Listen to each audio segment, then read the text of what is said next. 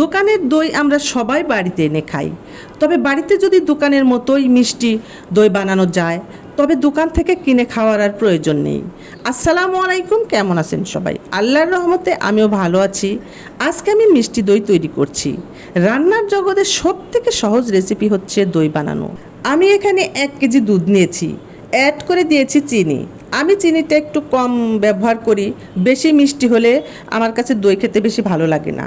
দুধটা আমি আগে থেকেই জাল করে নিয়েছি, মানে হচ্ছে দুধ জাল করার সময় দুধের মধ্যে ছোট্ট একটা চামচ দিয়ে আমি চুলায় বসিয়ে দেই, যাতে দুধ বলক এসে পড়ে না যায়, আবার নিচেও যেন লেগে না যায়।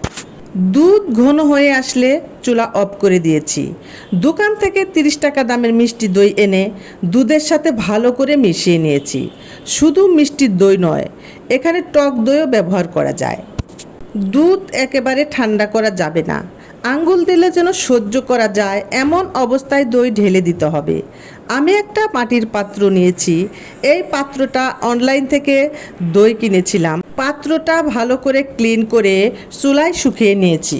এখানে মাটির পাত্রটা দিয়েছিলাম ওভেনের ভিতর, আর বেঁচে যাওয়া দুধ একটা কাচের বাটিতে ঢেলে চুলায় বসিয়ে দিয়েছিলাম। মাত্র 1 ঘন্টায় দই বানানো কমপ্লিট। এখন ফ্রিজে রেখে ঠান্ডা করে নেব। আসলে হাতে তৈরি দইয়ের মজাই আলাদা। এই দই খেতে অনেক টেস্ট হয়েছিল। আপনারা সবাই ভালো থাকবেন, আমার জন্য দোয়া করবেন। আল্লাহ হাফেজ।